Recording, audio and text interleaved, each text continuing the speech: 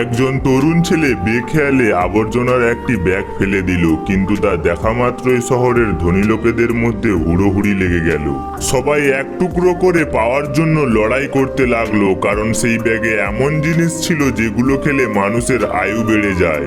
এমনকি সেই দানার মাত্র এক ছোঁয়াতেই শুকিয়ে যাওয়া ফুলও সঙ্গে সঙ্গে ফুটে ওঠে।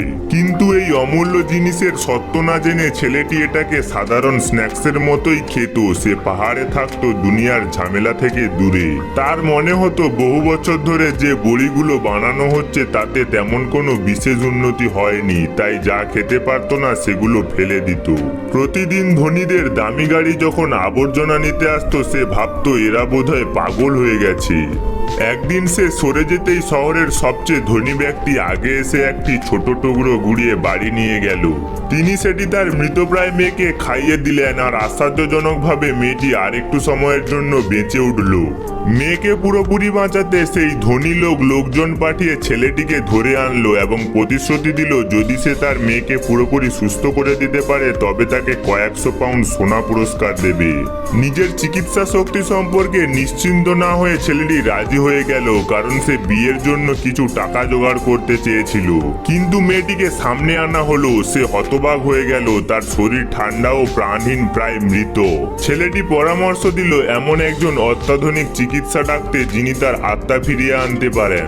মেয়ের অবস্থা দেখে ধনী লোকটি হুমকি দিল যদি সে মেয়েকে না বাঁচাতে পারে তবে তার প্রাণ যাবে। পরিস্থিতি খারাপ দেখে ছেলেটি ভাবলো এতটা মৃত্যুর কাছ থেকে তাকে ফেরানো সম্ভব নয়। সে জানিয়ে দিল এর কোনো চিকিৎসা নেই। যখন সে বেরিয়ে যেতে লাগলো ধনী লোকটি রকেটের মতো সামনে এসে তার ওপর সর্বশক্তি দিয়ে আঘাত করলো, কিন্তু ছেলেটির কিছুই হলো না। সবাই অবাক হয়ে গেল। ধনী লোকটি ভাবলো হয়তো এ কোনো শক্তিধর পুরুষ।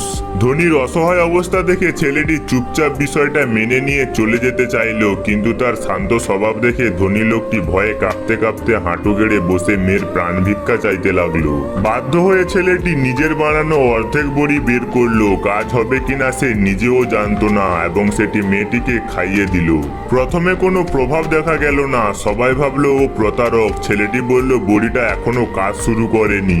তারপর সে ধীরে করে মেয়েটির মুখে এক ফুঁ দিল। এটা দেখে ভিড় উত্তেজিত হয়ে উঠল, কারণ ধনী মেয়ে ছিল দেশের সবচেয়ে শক্তিশালী যোদ্ধা। তাদের মনে হলো ছেলেটি তাকে অপমান করছে।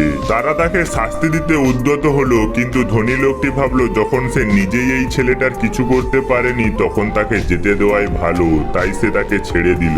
ছেলেটি চলে যাওয়ার পর ধনী লোকটি দুঃখে মেয়ের দিকে তাকিয়ে রইল। সে কি কোনোদিনও উঠবে? ঠিক তখনই হঠাৎ আকাশে এক ঝলমলে ইন্দ্রধনুষের আলো ছড়িয়ে পড়লো, যা মেয়েটিকে ঘিরে ফেললো। আর